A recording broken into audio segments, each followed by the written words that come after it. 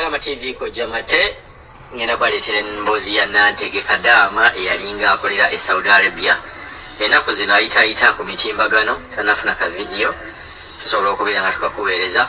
Nantege agamba agende Saudi Arabia naye nga ayina ekirooto kye kyakubeera nga azimba church.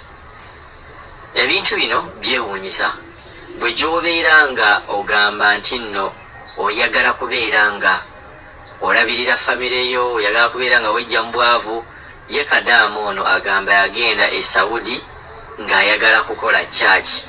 Nantege mulokole era nga church ye esangibwa Kawaala. Nantege ow'e Kawaala agamba nti yagenda n'atandika okubeera ng'akola ssente. Bw'akola ssente ye ekyamuli mu bwongo kubeera ng'atandikawo church ye nakufuna ndigazi. Buli muntu ayinza okiraba mu ngeri nejjukira Pastor Bugembe.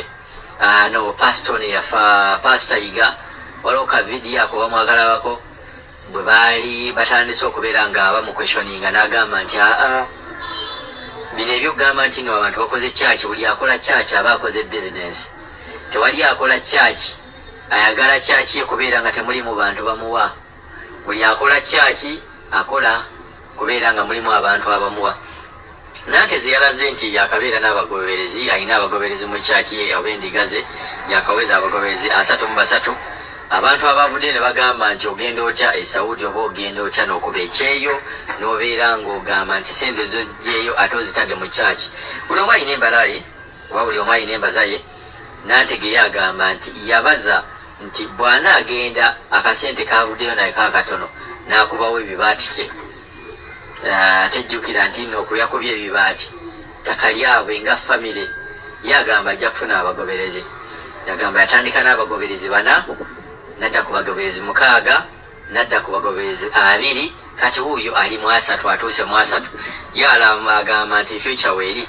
Enjiri ya Nantege etambulira ku kwagalana n'okubeera ng'anyumiza abantu ebiki ebiri e Saudi Arabia.